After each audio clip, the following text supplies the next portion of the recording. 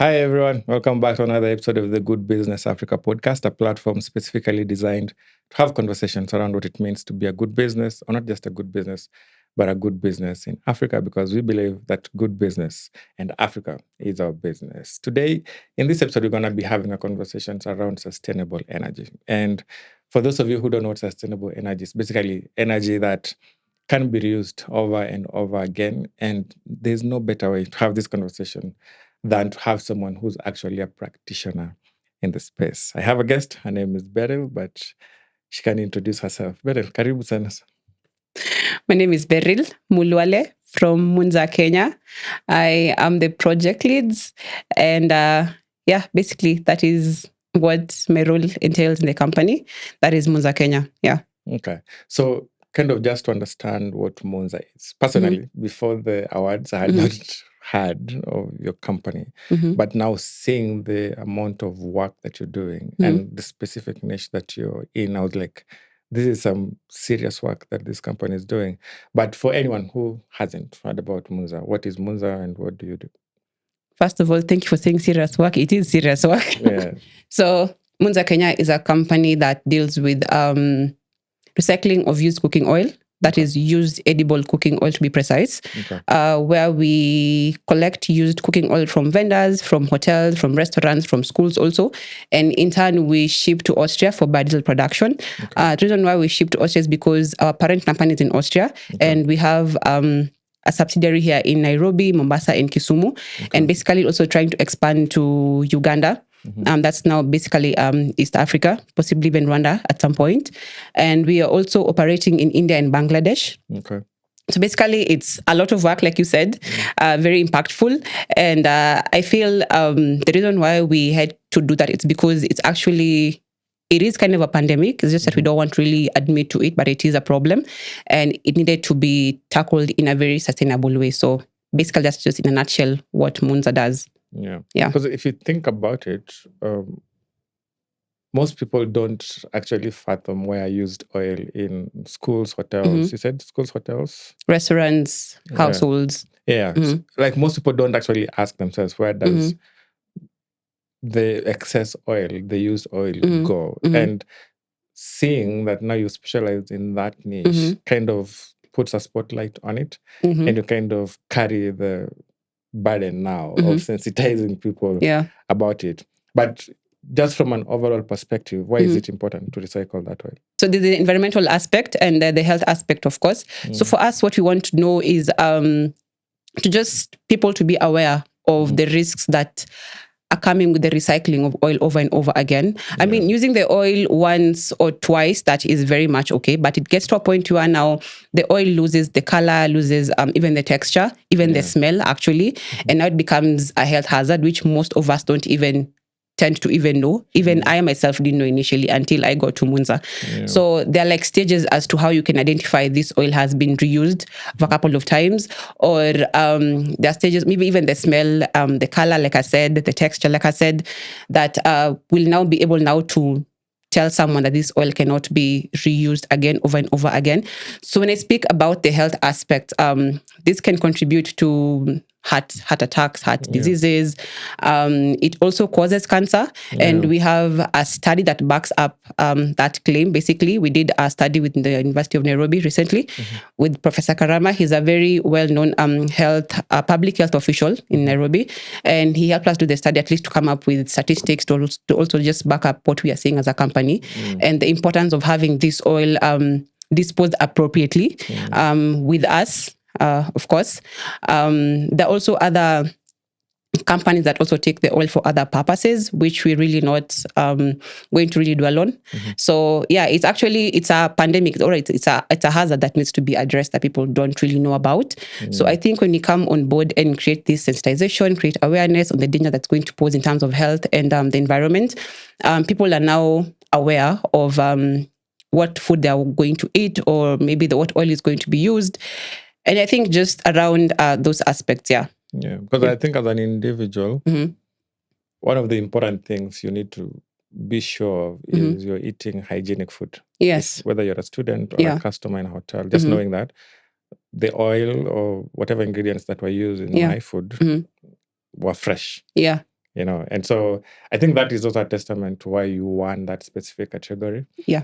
And this conversation, again, is being had on the backbone of the Kenya ESG Award, where you guys emerged winners in the sustainable energy category. Well, what does that mean for you as an organization? Okay, first and foremost, that was a first of a kind. So it really blew us up. And basically, it's just giving us that platform to now help us now spearhead what we want, rather push our agenda, knowing that people didn't really know about our company initially, or basically now about what we do. But with those awards, they can now help us now spearhead our agenda, not only here in Kenya alone, but also in Austria, also in Bangladesh and India. Because, of course, that award is just not only for Muenzer Kenya alone. That's for Muenzer bio industries, basically.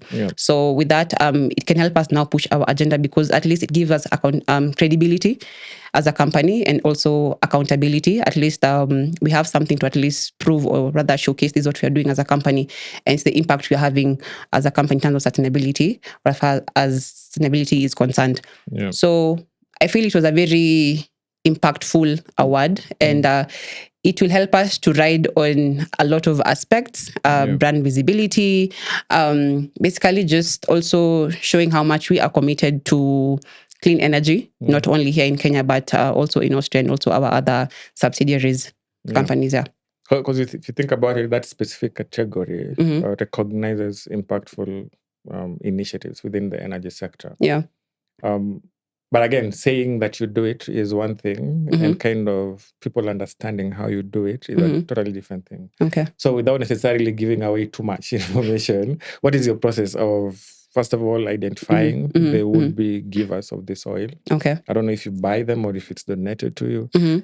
And then how do you collect it? How do you make sure that it's being collected responsibly? Because again, spillage is a thing. Should there be an accident? And then once you have it, how do you make sure that it's actually getting to Austria and not being dumped in the ocean? So first of all, what you do is we have a sales team that, of course, identifies specific vendors, which is now the hotels, the restaurants, schools, institutions also. And of course, once identifying, of course, there's a lot of frying going around, which could be fries, fish, samosa, those fast food that we usually like very much, So with these vendors being brought on board is once we've identified a vendor, rather they will have identified a vendor, we give a contract. At least it's going to show that you are working with us, or rather you're disposing of with us the oil, which is also going to give credibility to the vendors. At least when it comes now to regulations, they're not going to be on the wrong side of the law, because they have like a credible place where they are disposing of the oil. So upon identifying a vendor, getting the contract, so we have scheduled pickups as well for particular vendors, and we have trucks that collect the oil as well from the particular vendors. And what we do is we incentivize. We buy the oil from the vendors, actually. So package, there's amount that is equated to that.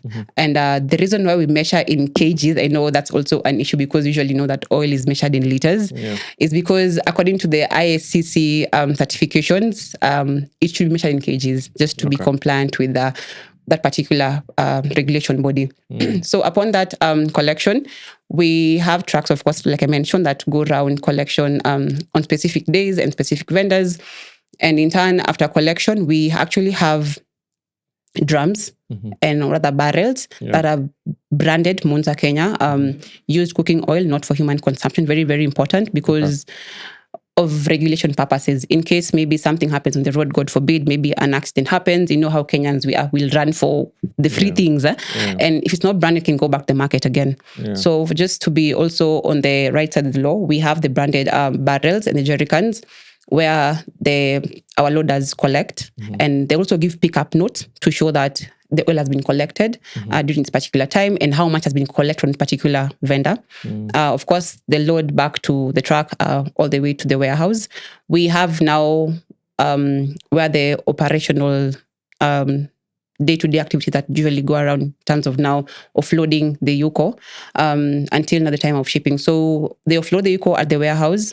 The warehouse, they don't do a lot, just maybe a bit of purification, rather that they just remove maybe the water and maybe the small impurities, which are usually from the oil, maybe the remains of fries and such. Then in turn, we store them in tanks awaiting shipping. So we do shipping at least twice in a month. To also, I feel with this, it gives more credibility. It shows that this oil is not being taken back to the market. It's actually being transported to Austria. So to also avoid the storing of UCO for a very long time, also speculations from the public, where this oil going, the constant shipping, which is twice in a month, gives credibility and accountability also. So at least you know that this oil is not going back to the market. Yeah. The oil, like you've mentioned, the aspect of used oil finding its way back into the market is like a real problem. Yes. Because I would imagine if the hotels don't have a way to dispose this oil, it's going to end up on the streets. Yes. The roadside fish vendor is going to buy it. The roadside fries vendor is going to buy it.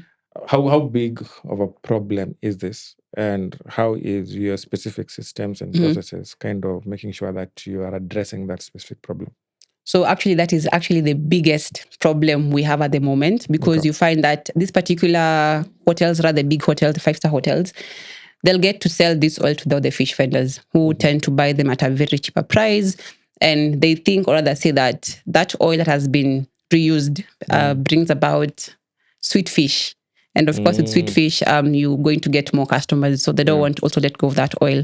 So they want to really hoard it. And to a point where now it becomes a health hazard. Because is it really sweet fish or just a myth they believed over time?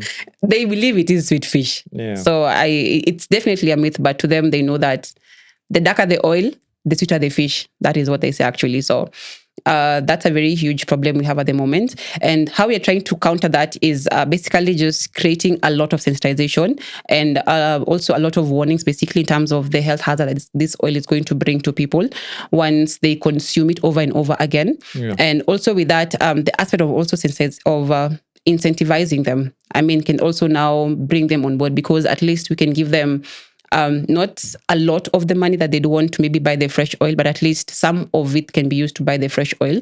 So the whole incentivizing thing is also an aspect we're trying to really like make sure that they know of it. And it's not, you're just not taking the oil for free, you know. Yeah. But the thing is, you find that these restaurants, they're selling back this oil to the market. They will sell at a very low price. Of course, the Mama Samaki would want to go for the low price, because I mean, they're trying to make ends meet at the very cheapest way. Yeah. And you're offering them a very cheaper way on a silver platter. So they'd want to go for it.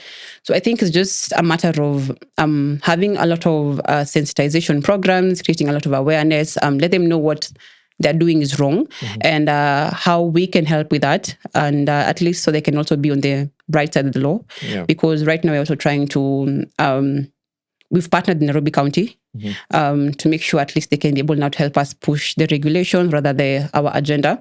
So at least not to be caught on the wrong side of the law. I mean, it's just fair, rather right, to at least get in touch with us. Then we can now see how we can help with the disposing and also incentivizing. Okay. Yeah. Because now, one of the things you mentioned, because if you talk about ESGs, environment, social, and governance, one of the things you mentioned is these women and men go and buy this oil because it's cheap. Yeah. It keeps the economics low. And now by disrupting that ecosystem, which is a good thing, how do you see it affecting them who have been reliant on this oil over time? And are there methods that you kind of say, okay, we've disrupted your usual flow of oil. Yeah. This is how we can support you. Is that something you've done, or is it something you're looking to get into? So, of course, when you do that, or rather give them a different way of doing something, it will take time for them to adapt before now they do it, because they're used to getting now the oil on a cheaper price from particular vendors, you know. Yeah. So one thing we want to do is cut that fast chain of them having to buy from these particular vendors. Okay. Because when they don't have the source of buying that oil, at least they can be able now to look for other alternatives. Yeah. Now, by other alternatives, we mean that, of course, we've cut a certain source from them, right?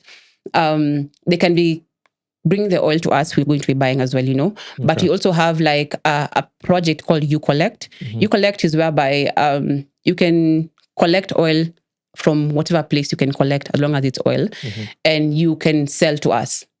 Yeah. So these women can Yeah. actually buy the oil Yes, or yes. figure out how to get it and Yes, then come sell to serve us. you. Yes, So they yes, still make money. yes. Okay. So that's like it's another channel. Of course, you can be selling us your oil as well, and still go and get oil from elsewhere, then sell to us again. So we may have cut this fast chain, but at least we are cutting, but also substituting with something else that's An alternative, better. Yeah. Because if you just solve the problem, you're not really addressing the why of them. The why, yeah. Because they do that because they want more money. Yes. If you look at how you operate and the thought process and the concepts around it and the innovations that you have to put in place to make sure that this, because even just saying, okay, we're gonna cut this pipeline and introduce this other pipeline, I look at it as an innovation, kind of. What are some of the ways, and I'm glad you've mentioned you collect. Besides that, are there other technological innovations or solutions that you're kind of roping in as Muenzer to make sure that as we solve this problem, we're going to build these other tentacles kind of to take care of the people that are affected by this whole problem? Okay, so I feel first and foremost, like the U Collect is actually a very huge program for us right now. It's not only running here in Kenya alone, it's across all our subsidiaries as well. Okay. So, of course, it being here and as the first kind of it, for now we feel that is the best way we can do it, because we are trying to also push our agenda, but still also creating a space where someone can still earn a living regardless of age and where you're living, you know. So we have like an official website where you can register as a individual or maybe as a community or whatever.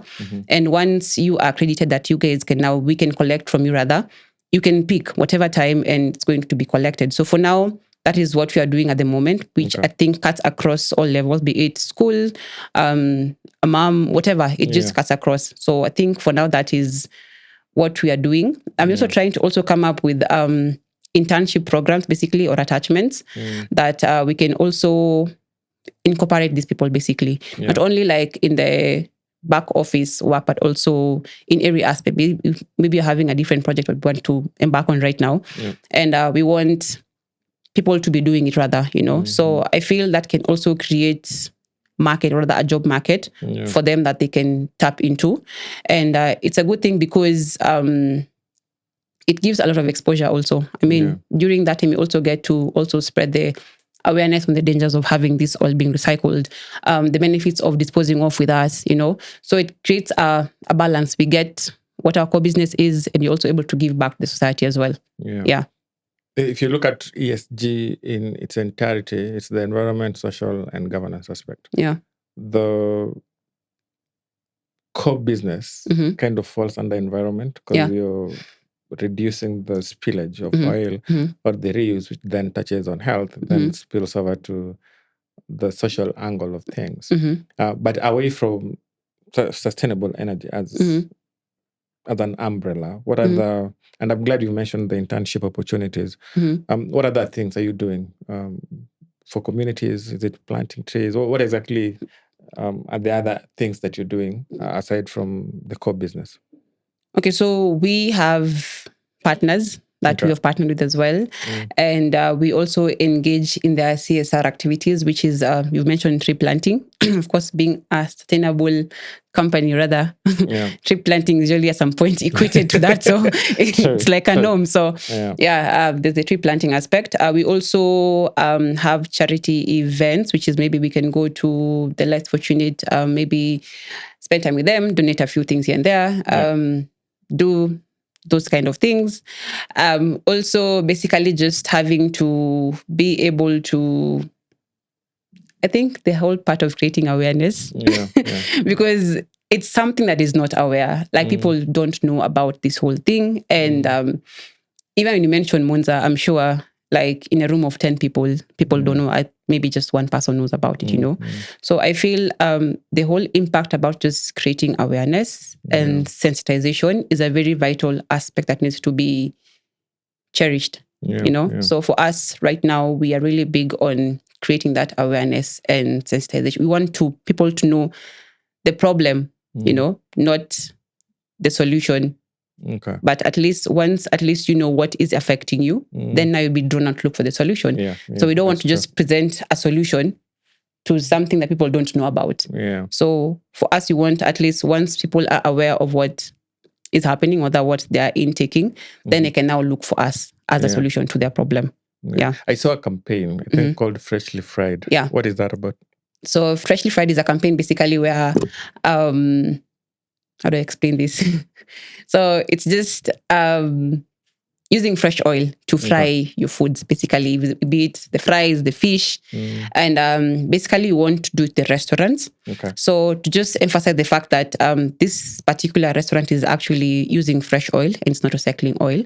So we in future, we do want to have like stickers in this particular restaurant that you're partnering with. Okay. And of course, once people know about the Freshly Fried campaign, you'll be like, okay, this is a Freshly Fried restaurant, meaning their oil is clean and you won't have to get maybe stomach upsets or things like that.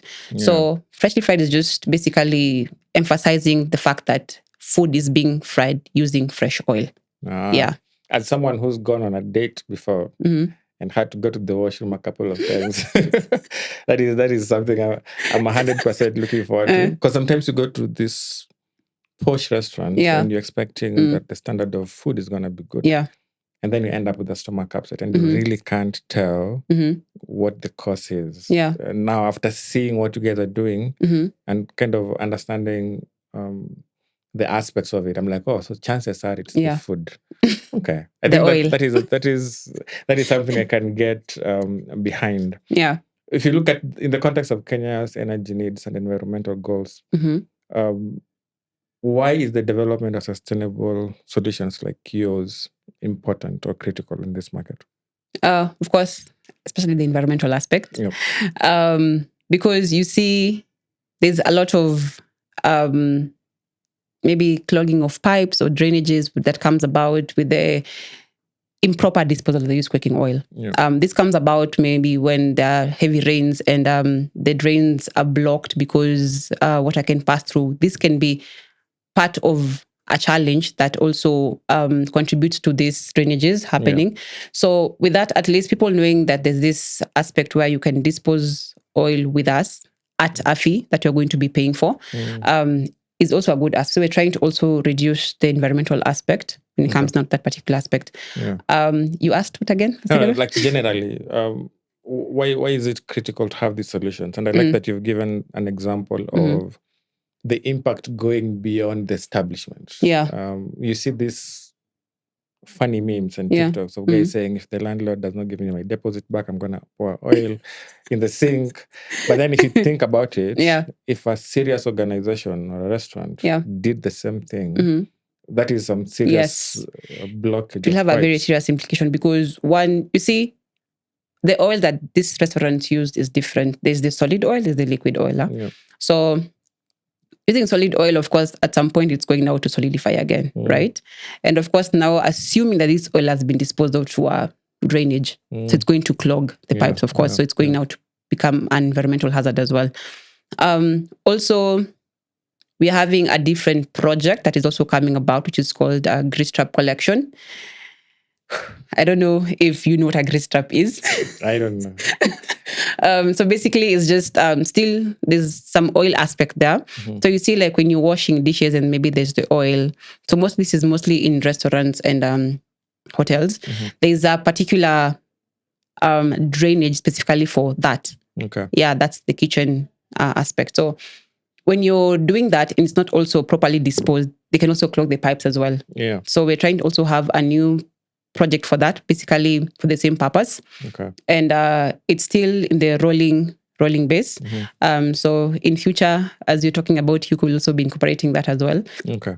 So I think with those particular projects, at least it brings, or rather can curb the problem of maybe the clogging of drains or the public drainages, maybe when it's raining. Maybe there's the rain, there's also the clogging of the oil. So it becomes also a different, maybe a very cumbersome job to go through. So, yeah.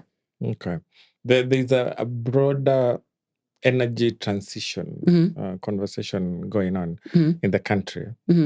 And I'm curious to hear what your thoughts are on the role of the private sector, not just Muenzer, but Mhm. generally, what is Mhm. the role of the private sector in championing Mhm. for that energy transition Okay. to cleaner energy, basically? Cleaner energy. So I So feel for context, for context, the oil that you take, Mhm. what is the end product of it? biodiesel production. Biodiesel. Yes. Okay. So now, if you think about it, that oil could have ended up as waste, Mhm. and then had negative effects. Yeah. But biodiesel is also not 100% sustainable. Mhm. Because now there's also a conversation of we need electric cars. We need if you're producing or selling diesel, you have to have carbon projects that kind of offset the carbon emissions. Mhm. So yes, you're transitioning it and giving this oil a new life, but it's not 100% sustainable. So if you think about it that way, from a general perspective, what would you say is the role of the private sector in advocating for this transition to cleaner energy? Okay, so like you said, of course, carbon emissions, that's also part of our core agenda. Okay. Is so for us, what we do is when it comes now to maybe the carbon emissions, rather, when you equate it now to the kgs of oil being collected and the carbon emissions that are going to be omitted, they usually like 1 kg of oil is equals to 3 carbons being saved. Okay. Yeah. So when I talk about clean energy, rather being sustainable, for me, I feel that is quite sustainable because I mean, there's also the aspect of also saving carbon. Yeah. So I feel for me, clean energy is the way to go because also trying to like look at the environment and also curbing the whole carbon emission thing. It's also, I think right now with carbon credits. So for me, it's I feel one organization. Partnerships are key, and also like everyone has to do their part, for lack of a better way of putting it. What message would Muenzer Kenya like to share with the other businesses, individuals in Kenya, about the importance of embracing sustainable energy? Okay, so sustainable energy is quite broad. Yeah, but so first of all, even if you focus on the industries, the specific industries that you help solve that problem for, assume I'm a restaurant or a hotel, what message do you have for me? Dispose all with us. Responsibly. Well, okay. First of all, yes, dispose oil with us, of course. But again, just have or rather strive to maintain a clean balance, basically. Like, of course, if you have fresh oil, equals to having many customers because your food is going to be good. And of course, what is going to spread out that this particular restaurant serves good food, which is going to be good reputation for you as well as a restaurant. So, I think it's just a matter of having a balance, I wouldn't say give us what belongs to us, but but just be able to strike a balance whereby you know what you're getting at the end of the day, and you can get it at a very sustainable way, and also you can still be incentivized, which is also another channel of getting money for a particular restaurant as well. So it's a two-way thing, So for me, I think it goes just beyond sustainable energy. Yeah. If you look at Muenzer as an organization, away from the sustainable energy aspect, what other verticals are you looking to get into? What other spaces, if any, for now, that you're looking to get into? Still in the sustainable energy or something different? In ESG in general. So if there are any upcoming projects that you'd like to touch on, or if they're still under IP protection. Yeah, you'll have to send an NDA, but okay, just for this one. Of course, like I mentioned, we have the Grease Trap project collection, which is actually still in the planning phase. So that's one of our biggest projects right now at the moment, which we really want to get into. But again, I'd say in terms of now our core business, the others I'm not really allowed to mention at this juncture, but there are a couple of projects coming up, so just stay tuned. Okay. Yeah. For restaurants, schools, hotels, any other large oil user or consumer that would like to partner with you guys, how do they do that? What's the process? And if there's a way they can reach out to you guys. So we have a website, www.muenzer.com. So that's a Kenyan website. Okay. So we have different subsidiaries. Okay. So of course, when you go to our website, there's a whole process as to how we can onboard you, the requirements, basically also what is required of us as well, our regulations, the bodies that certify us as well. Basically just the entire information as how you can get on board, the benefits you're going to get from us as well with coming on board. And yeah, just that's quite it, because there's no fee that you pay to join. But of course, like I said, you'll have to get a contract with us. At least just shows that you are disposing the oil with us, just for credibility purposes as well. And also for, if you want maybe reports from, you want to know maybe how much oil was taken from your restaurant, just to also keep tabs on your end, maybe for the reports and all that. Yeah, we can also be able now to share that, at least just for credibility purposes as well for our customers. Okay. Yeah. Thank you very much for making the time to have this conversation with us. For anyone who's still in doubt about the importance of the work that you do, using this camera, talk to them and let them know why they shouldn't. Please dispose that oil with us. No, but basically, I don't want to go to the solution of the matter, but I do want to get to the root of the matter, which is make sure that you are aware of what you're taking in, be it in the restaurants, be it at home as well. Just be aware of what you're taking in, which is you can know oil has been reused over and over again, from the smell, from the color, from the texture.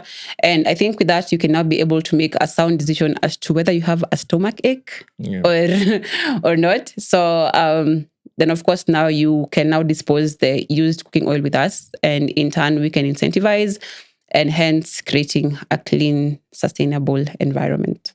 All right. Thank you very much. You guys had it here first. If you didn't know what Muenzer does or who they are, you now do. Check out the website in the description section. If you have any question for Beryl, please feel free to reach out to them. I'm going to leave their contacts in the description section. If you're watching this on YouTube, if you're listening to this on other podcast platform, check out muenzer.com. Yes. Muenzer.com.